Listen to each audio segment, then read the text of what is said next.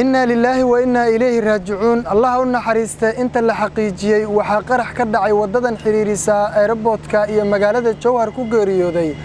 afar ruux oo saarnaa mootada nooca loo yaqaan bajaajta oo ku safraysay wadadaas isku xirta garoonka diyaaradaha Maxamed Dheere iyo magaalada Jowhar taliyaha saldhigga booliiska magaalada Jowhar gaashaan la dhexe Bashiir Xasan Xalfooy Bashiir Carabey ayaa ka tacsiyeeyay geerida ku timid marxuumiinta ku geeriyooday qaraxa haleelay mootadii ay saarnaayeen wuxuuna taliyaha saldhigga booliiska magaalada Jowhar gaashaan la dhexe Bashiir Xasan Xalfooy Bashiir Carabey bulshada ku dhaqan magaalada Jowhar iyo nawaaxigeeda ugu baaqay in ay la shaqeeyaan laamaha ammaanka bismillaahir rahmaanir rahiim inna lillahi wa inna ilayhi raaji'uun inna lillahi wa inna ilayhi raaji'uun inna lillahi wa inna ilayhi raaji'uun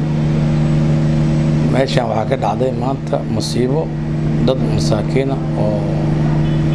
odayaal iyo isugu jiro oo dhalinyaro iyo oday isugu jiro oo mooto bajaaj iska saarnaa shacab ayaa nimanka nabadiidka waxay u dhigeen meeno shacabka dhibaatada ay ku hayaan muddo u jiida gacanka xaqdarna dishay naxariista jannada geeyo ehelkii iyo qaraabadna sabar iyo iimaan laga siiyo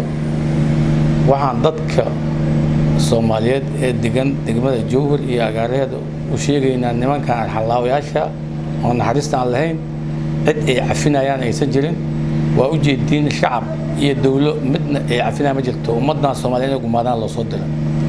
saas daraadeed waxa la rabaa meesha ay wax dhigayaan iyo meesha ay wax sameynayaan kulli dada jooga shacab waxbana kulli waa dhimanaysaa waxba ha dhowrine dadkaas intay dadka ina haligin markay meel wax dhigaan inaad hay'adaha amniga la soo xiriirtiin oo sheegtiin inaad ummadda amniga ka shaqeynaayo oo habeen maalin u tagan la shaqeysaan nimankaana si wada jir aan uga hortagno ayaan shacabka ka codsanayaa sababtoo shacabka asiga indhaha ku hayo oo meel kasta taagan ciidamadu meel kasta ma taagnaa karaan laakiin markii wax loo sheego ay wax qaban karaan haddii aan wax loo sheegin saasay noo gumaadayaan shacabna dhaaf maayaan dawladna dhaaf maayaan cid ay dhaafayaan male saas daraadeed ayay ku heshiin waa iskaashanay dadkan laayeen ku tala galeen anakana inaan iskaashano oo wada shaqeyno oo iska dhicino ayaa ku haboon tahay shacabka Jowhar waxaan ka codsanayaa in la shaqeeyaan amniga nagala shaqeeyaan meesha ay wax dhigaan iyo waxay sameeyaan dhagartay wadaan ay noo sheegaan anaguna talaabta ku haboon ka qaad Allahu naxariisto wax dhaawac ma jiraan afar qof ayaa moodada saarnaa afartina ku dhimatay meesha Mahad Axmed Calasow telefishinka Hirshabelle magaalada Jowhar